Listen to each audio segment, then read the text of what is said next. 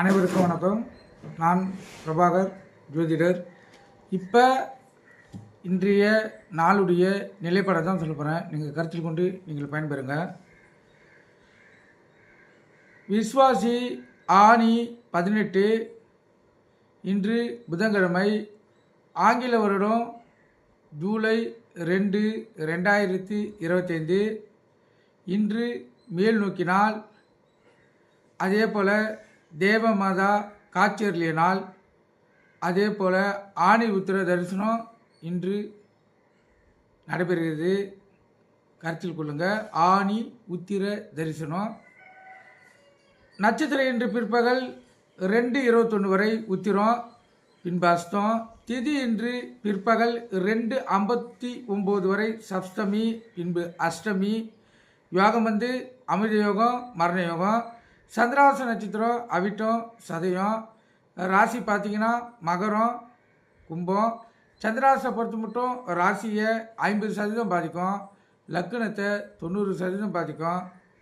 அதனால் இந்த மகர ராசி மகர லக்கணம், கும்பராசி கும்ப லக்கணம் இன்று மிகவும் கவனமாக இருக்கணும். வண்டி வாணிச்சனுக்குள்ளே கவனமாக செல்லுங்க, விழிப்புணர்வோடு செல்லுங்க. எக்காரத்தை கொண்டும் வண்டியை இயக்கி கொண்டு மொபைல் ஃபோனில் பேசாதீங்க.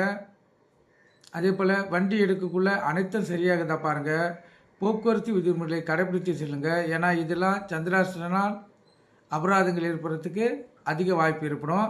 அதே போல் சண்டை சச்சுரவுகள், கணவன் மனைவியுடைய பிரச்சனை இதெல்லாம் வர்றதுக்கும் அதிக வாய்ப்பு இருக்குது. அதனால் சந்திராசன் சொல்லி எந்த ராசி எந்த லக்கணத்துக்கு வந்தாலும் சந்திராசம் முடிகிற மட்டும் அந்த ராசி அந்த லக்கணக்காரங்கள் கவனமாக இருங்க. அப்போ தான் வாழ்க்கையில் எந்த பிரச்சனையும் இல்லாமல் நிம்மதியாக நம்மளால் இருக்க முடியும். கருத்தில் கொள்ளுங்கள். நல்ல நேரம் காலை 9:15 to 10:15, மாலை 4:45 to 5:45. கௌரி நல்ல நேரம் காலை 10:45 to 11:45, மாலை 6:30 to 7:30. இந்த கௌரி நல்ல நேரத்தில் குழந்தை பாக்கி இல்லாதவங்க பயன்படுத்தினா சிறப்பு. அதே போல் புதுமண தம்பதிகளுக்கு சாந்தி முகூர்த்தம் அமைப்புத்தான் சிறப்பு. கருத்தில் கொள்ளுங்கள். ராவகாலம் மதியம் 12 to 1:30, யமகண்டம் காலை 7:30 to 9, குளிகை காலை 10:30 to 12. குளிகைன்னா மாந்தி, மாந்தின்னா குளிகை. இந்த டைமில் எந்த நல்ல காரியமும் சரி கெட்ட காரியமும் சரி செய்யக்கூடாது. சூளம் வடக்கு, சூளனா கற்பூரம் ஏற்றுறது.